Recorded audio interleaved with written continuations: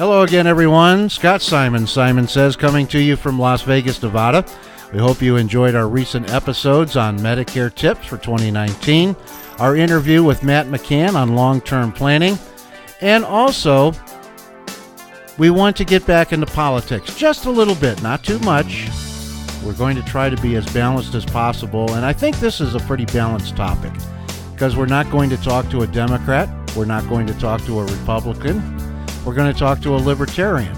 That's Nick Kasoff. He's a candidate for County Executive in St. Louis County, Missouri. You remember the name. Nick joined us a couple of months ago as he talked to us on the 4-year anniversary of the rioting in Ferguson, Missouri, the city in which he lives.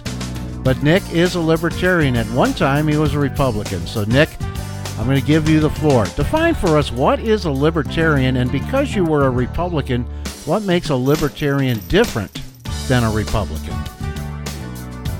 Well, I think a Libertarian is what at one time we all thought Republicans were, and that is somebody who doesn't believe that the government should be at the center of our lives.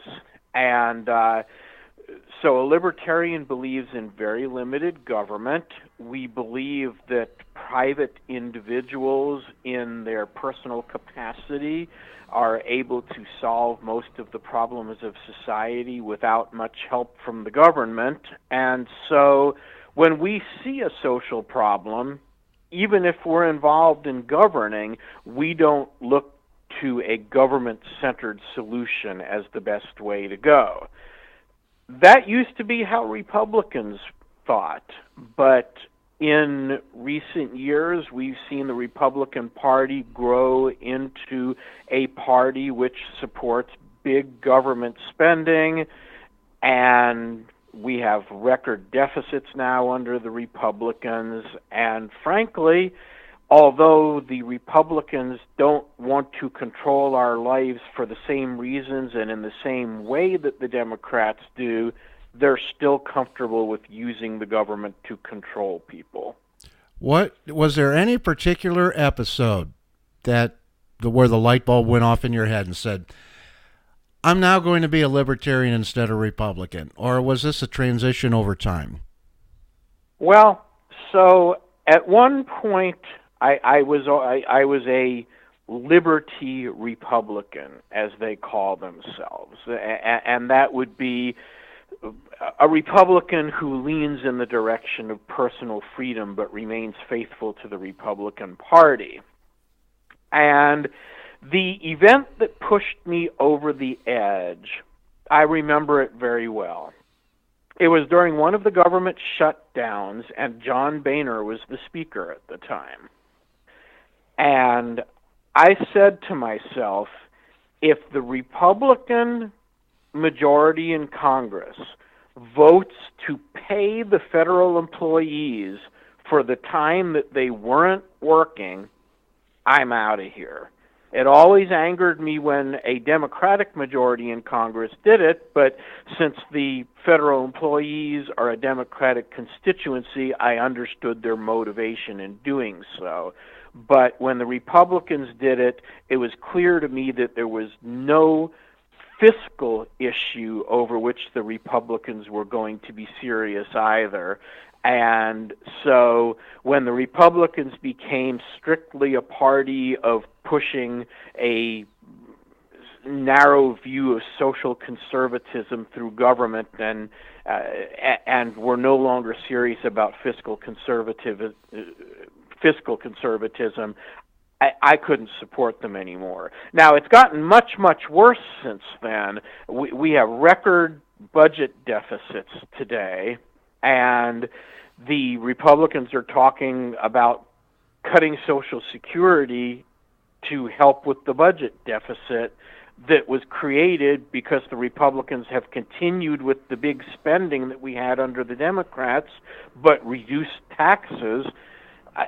It's an untenable situation, and it's much, much worse than it was when I left the Republican Party under Boehner. I expected as a Republican that at least we would have fiscal conservatism, and we never even got that. All right, let's talk about financial matters. Of course, Democrats and Republicans are top of mind for voters, but Libertarians aren't. We see Democrats and Republicans advertise right and left today as we head into the election just right around the corner. Why haven't Libertarians been able to garner enough financial support where they can buy media to get their message out and get the party name out? It's a vicious circle that any third party is in, and it's not just the Libertarians, it's some of the smaller third parties as well. We get ignored by the media. Because we get ignored by the media, nobody knows who we are, and nobody thinks we have a chance of winning anything. And when nobody knows who you are and they don't think you have a chance of winning, they don't donate money to your campaign. So it just goes round and round like this. Now, in my candidacy for county executive, I've encountered this in a number of places. One of the local TV stations has a section on their website where they put candidates.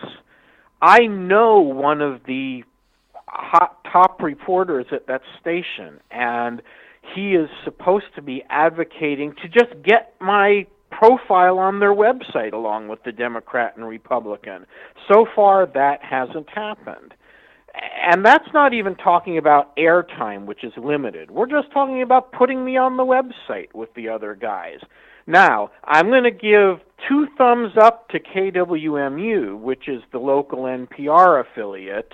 They have a politically speaking podcast by Joe Manis, who I'm sure you know, Scott, as well as Jason Rosenbaum, a great reporter who works with Joe on politics.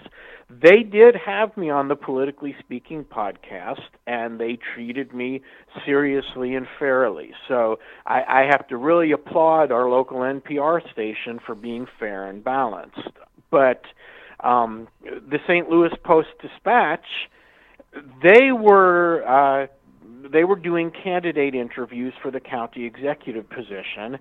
I contacted them because I heard that the Republican had been invited in for an interview and I hadn't. Now, their first response was, we don't talk to third parties, we only consider Democrats and Republicans. So I have to applaud them that after some conversation, I was able to persuade them to at least bring me in for an interview.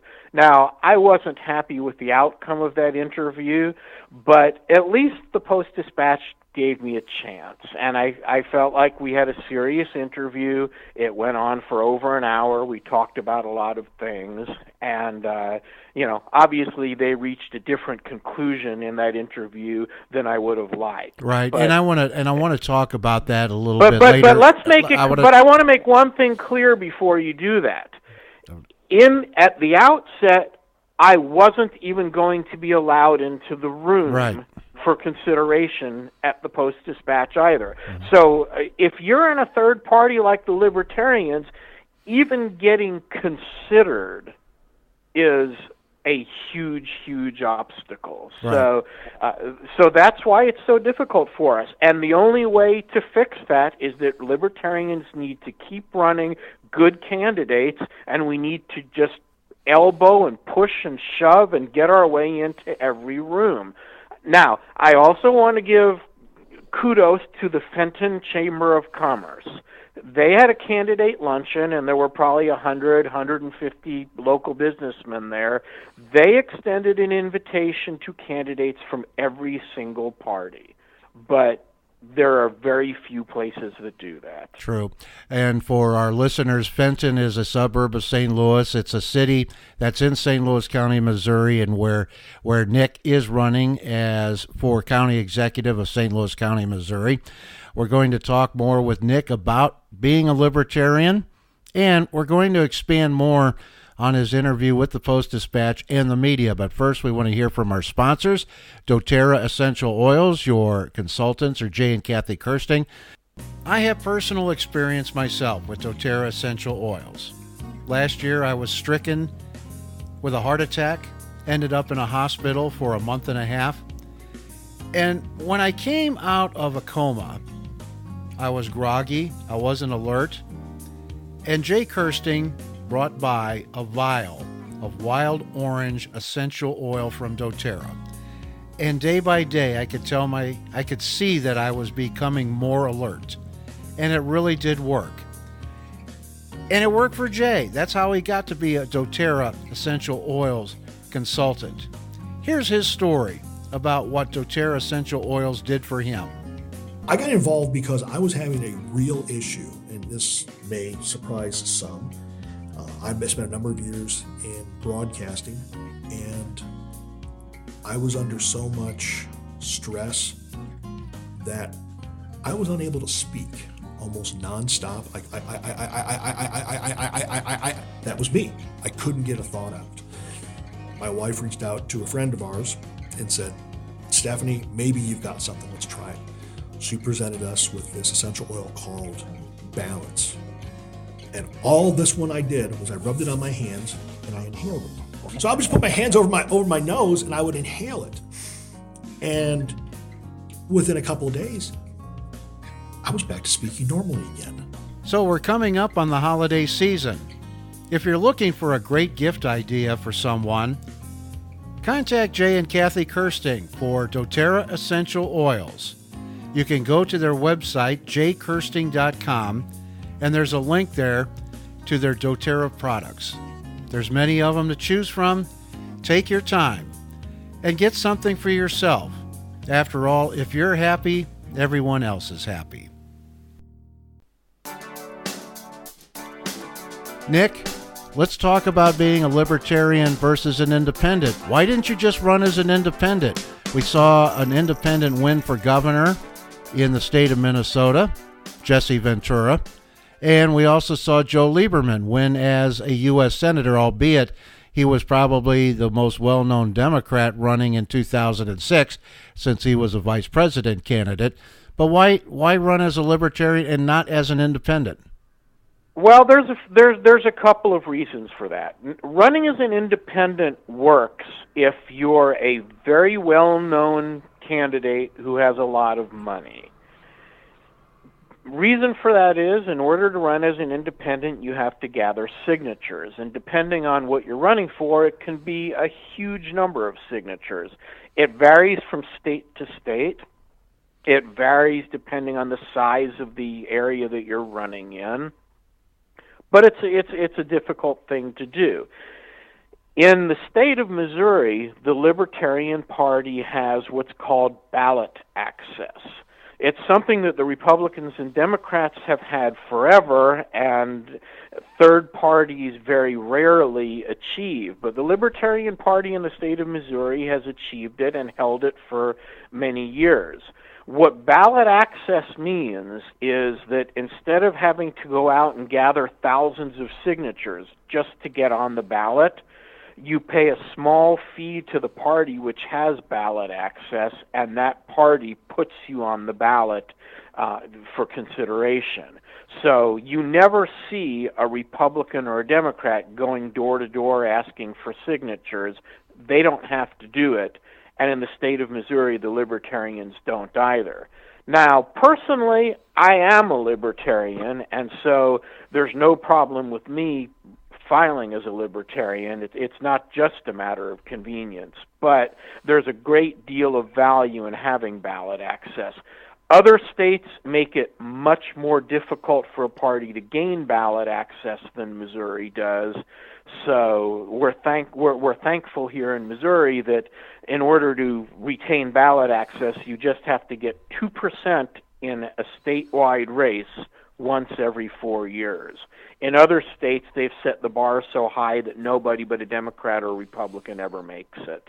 So you're stating not just image, but in some states, rules oppose libertarians to get on the ballot, and that, of course, is an obstacle, but we want to focus more on you and specifically the rules at which you have to follow to run for office in St. Louis County, Missouri.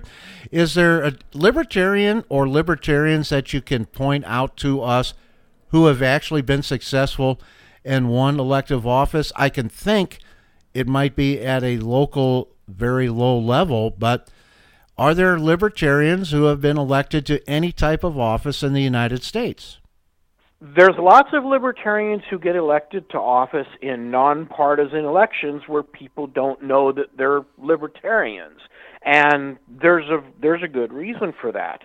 I think that if we didn't have party affiliation and we were just listening to what the candidates had to say, I think most people would be libertarians.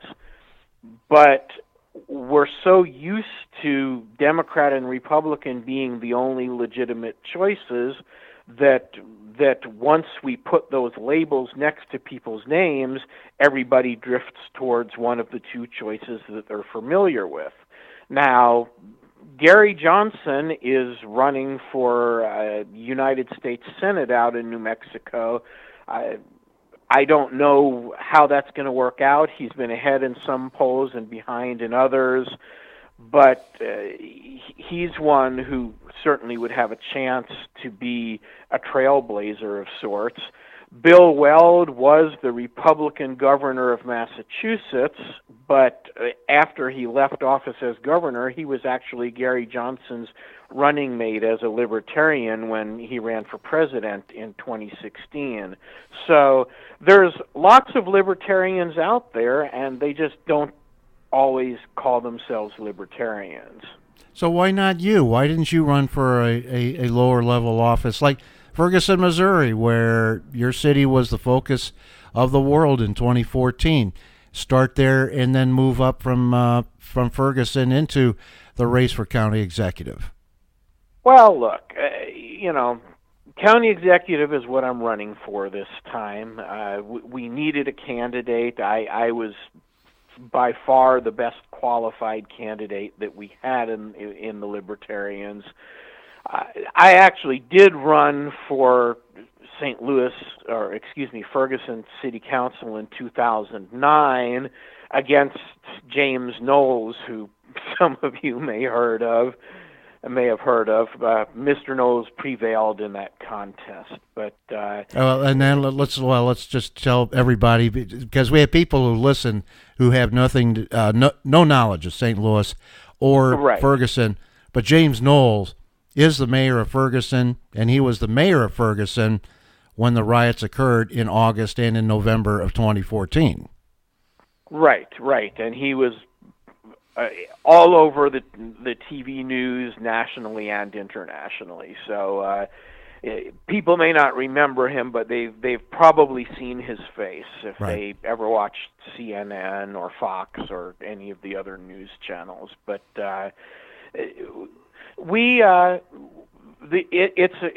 it's important for libertarians, as I said, to get credible candidates, to be on the ballot, participate in the process, get out into the public view, and aside from promoting their own candidacy, start to get people familiar with the fact that libertarians exist, what we stand for, and that we are, in fact, a legitimate part of the political process. We, as libertarians, have to go from being unknown and obscure to being well-known and accepted. We're the biggest third party in the United States by a very wide margin, and yet the annual budget of the National Libertarian Party is smaller than what the Democrats or Republicans spend on a single banquet at their quadrennial convention. So that tells you what a huge difference of scale there is. Democrat and Republican parties have a budget of $500 to $600 million, and it just dwarfs everybody else. So, we're in the unfortunate position of them holding all the power and all the money and being able to just crush anybody else, regardless of whether they have a legitimate message or not. It's going to be a long process and a lot of work to change that, but it's something that I'm committed to doing. And let's return to the media, which we talked about before the commercial break. You were interviewed by the St. Louis Post-Dispatch editorial board. You got in the door. That's a big thing, but you weren't endorsed. They endorsed the incumbent, and they frankly weren't too happy with him. But you did get in the door, but you didn't get endorsed. But I've said this since 1992 on the radio station you and I once worked at, WGNU in St. Louis, and I said in 1992 that editorial endorsements were a thing of the past. I was ahead of the curve on that. They definitely are a thing of the past. People don't follow them that closely. It's nice to be recognized as you were, but that's just about it. What's the next step going forward from 2018 in a digital world with declining standard media participation by viewers, listeners, and readers? One of the things I told the Post-Dispatch, and I said this about 2 months ago, is if you want your endorsement to mean something, you need to do it earlier. If the Post-Dispatch had endorsed me a month or two earlier, and they didn't endorse me, of course, but if they had endorsed me a couple of months ago, it would have given me a level of legitimacy that might have enabled me to raise enough money to win the election. Now, with no money, of course, it's a huge long shot. But if I had raised $100,000, I think I would be the next county executive here. So there are ways that the print media can make themselves more relevant. And I think that becoming more open to third parties and alternate voices is another thing that the print media needs to do. Right now, who reads the Post-Dispatch? It's people that are 70 years old and retired. There's nobody in their 20s, with very rare exception, that says, hey, every morning I go out to the curb and pick up the newspaper and sit at the table with a cup of coffee and read it. It's not what young people are doing anymore. Yes, but but I'm gonna beg to differ. They are doing it digitally. They're doing it digitally, but not in a way that look. The 70-year-old who's reading the printed copy at breakfast has a level of respect for the opinions of the old school print media that young people don't. Young people are getting their news and opinions from 100 different places, and I don't think there's that many young people that view print media as being in a position of leadership. And in a way, that's a shame, because I don't know how it is elsewhere, but here in St. Louis, the real investigative journalism is being done by the Post-Dispatch. Now, the Post-Dispatch is a hollow shell of what they used to be. They used to occupy that whole enormous building. They're down to 2 floors now. There's not even a receptionist in the lobby. Mm-hmm. If you call the Post-Dispatch's main number, they don't even have an operator to answer the phone if you hit 0. That's how much print media has been reduced to here in the St. Louis market. And yet, if there's a scandal in government, if there's a conflict or malfeasance or something else that needs to be brought into the public view, almost without exception, it's the investigative journalists at the Post-Dispatch that are doing it. Right. But let's get back to younger voters, okay? They are subscribing to the Post-Dispatch and other newspapers digitally, but they're not reading the political section. They're reading the entertainment section. They're reading the dining section. But yet we're seeing young voters mobilize publicly at events and primarily for Democrat Party purposes. Why is that? Why are young people gravitating toward Democrats and then protesting publicly? Why haven't Libertarians and Republicans, for that matter, why haven't those two parties dialed into young people like young people are dialing into Democrats, especially what we're seeing in 2018? Is it just because it's a Trump era? If it were another president who wasn't as bombastic, would we be hearing from these young voters? Well, first of all, I want to take issue with the fact that young people are buying digital subscriptions to the Post-Dispatch. I don't know a single person who has done that, and most of the people I know are liberals. So I think those numbers are probably a lot smaller than you think they are, which is why you can buy a box of donuts and it costs more than a share in Lee Enterprises, which owns the Post. But I have seen the digital numbers, and I can tell you that the demographic skew is low. And again, it's not young people who are political in nature. It's young people subscribing. But the numbers, yes, the age is low, but the numbers are small compared to the circulation of printed newspapers 30 years ago. But the young people percentage digitally is much higher than it is for the printed version. If you take a look, at the scale. I'm sure it is, but still the numbers are low. And remember, anybody who has a print subscription to the Post-Dispatch gets the digital subscription included at no extra cost. Right. So, but moving on to your larger question here, I think that Donald Trump has energized the opposition, and unfortunately, he's energized. You know, their opposition isn't always based on facts and reasonable analysis, but Trump makes statements that are inaccurate. He's inflammatory, and I see people on the left fighting inaccuracy with other inaccuracy. So there's so much false information out there. It's absurd. But we live in a very conflicted time. And when you've got a president who, you know, on the one hand, I think it's obvious the economy is doing very well. It's not doing very well for everybody. So you've got low unemployment and a stock market that is doing quite well.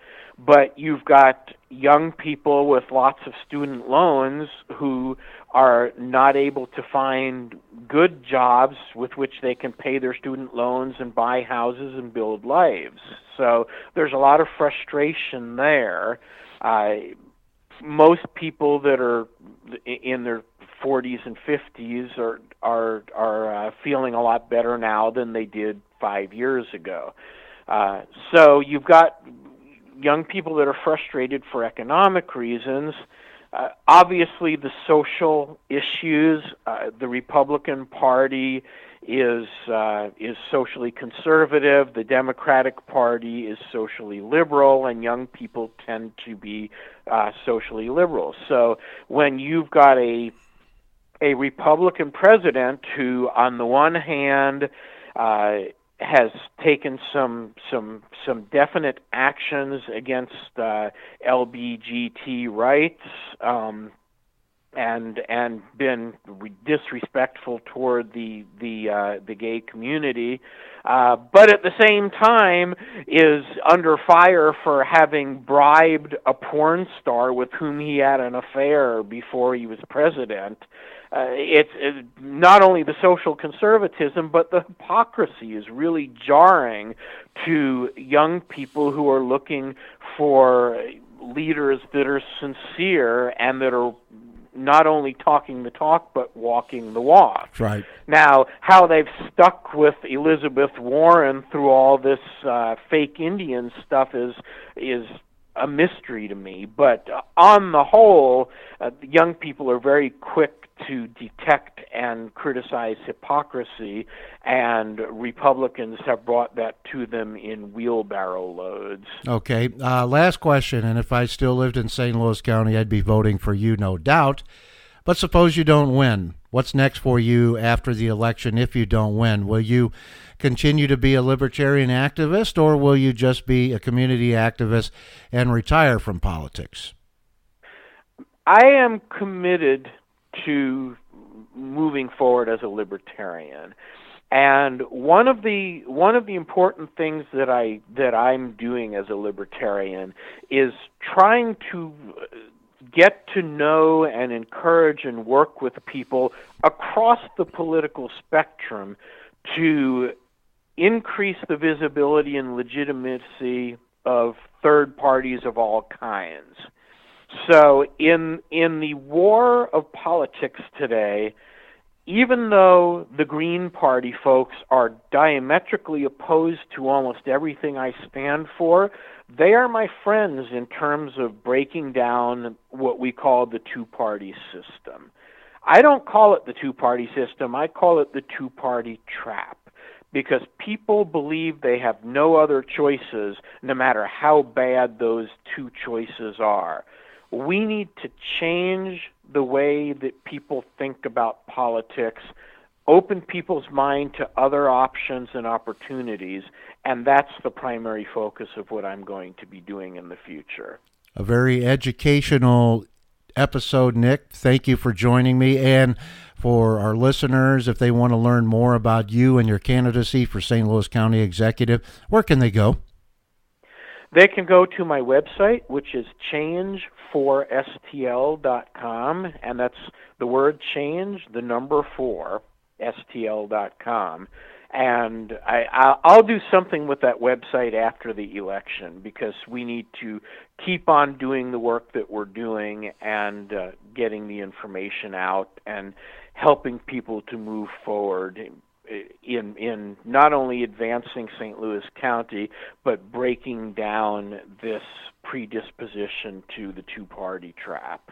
And we're going to have Nick back on in future episodes, and we're going to talk about media. Nick has been a talk show host, and of course yours truly has been a reporter and talk show host. And we did have a spirited debate there about media, and we are going to put the link of the editorial board response to the interview with Nick.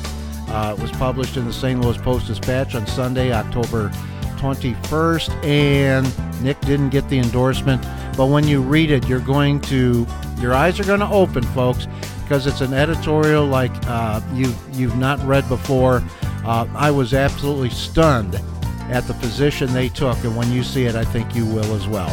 That's Nick Kasoff. He is the St. Louis County Executive candidate in the Libertarian Party. We wish him the best of luck. I'm Scott Simon of Simon Says. We hope you enjoyed the episode. Please subscribe at iTunes, Stitcher, Google Play. Donate if you can.